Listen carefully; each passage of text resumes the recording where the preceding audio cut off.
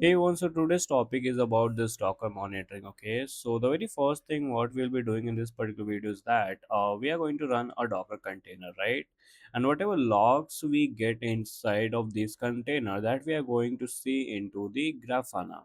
Okay, so what is Grafana? Grafana is a tool that is basically we use it for the monitoring purpose. Okay, so in this you can integrate multiple tools and you can see those logs and all inside this Grafana dashboards. Okay, so here we are going to use the two tools. The first is Grafana to see the logs, and second we are going to use as the Loki. So Loki is also one tool that is we basically use it for the application logs. Okay, so that means your container logs. Okay, so I have like a step by step process for this, so we'll see the demo of it. Okay, so the very first thing what you have to do is that you have to create a monitoring network, and then we are going to run this Grafana, and then we are going to run Loki as a container, and then we'll be installing some plugins that is required for this Docker to send the logs to the Loki. Okay,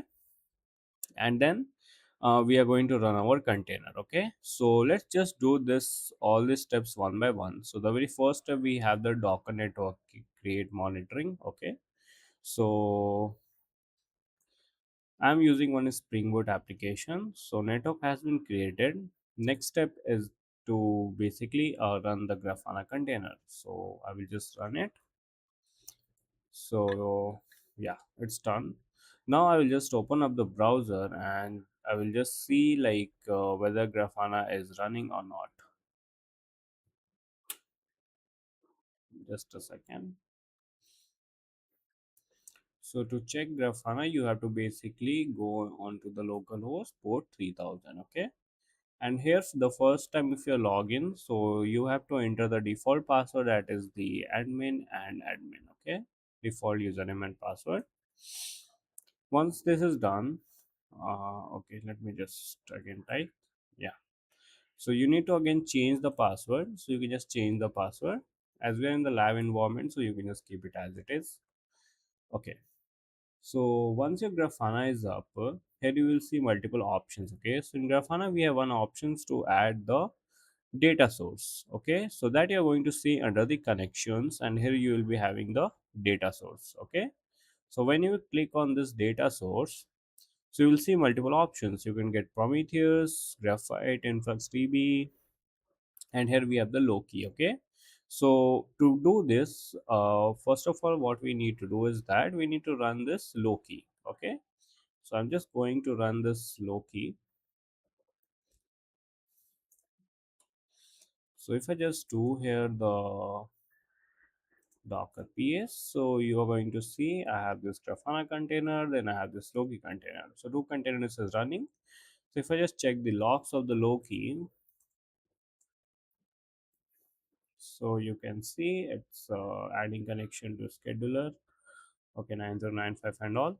Okay, so it looks good. There is no any error. So what I'm going to do is that I'm just going to click on this Loki here, and you can just keep it the name as it is, and then the what you have to do is that you have to just give here the container name. We are having Loki or Loki count. What we have here. Mm, so we have this Loki count, and why I'm giving this Loki count, because it is under the same Docker network, so we can just access different container using their container name. Okay, so that is the reason behind this Loki count 3000. Just do save and test. So here you can see it's working perfectly fine. Data source successfully connected. Okay, we did save and test as well. Cool.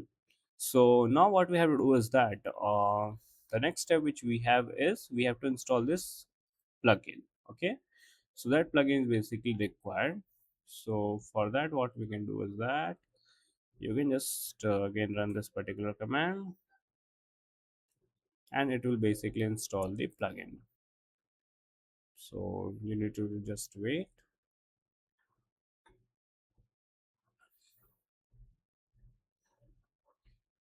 Okay, so the plugin is created here.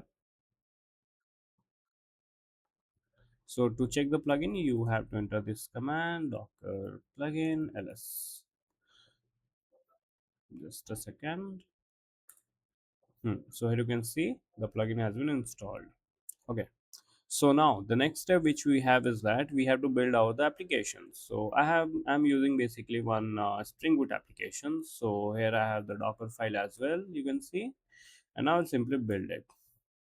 So it's going to take few seconds of time as it's Maven packages and all it is going to install. So it's going to take time. So we'll just wait.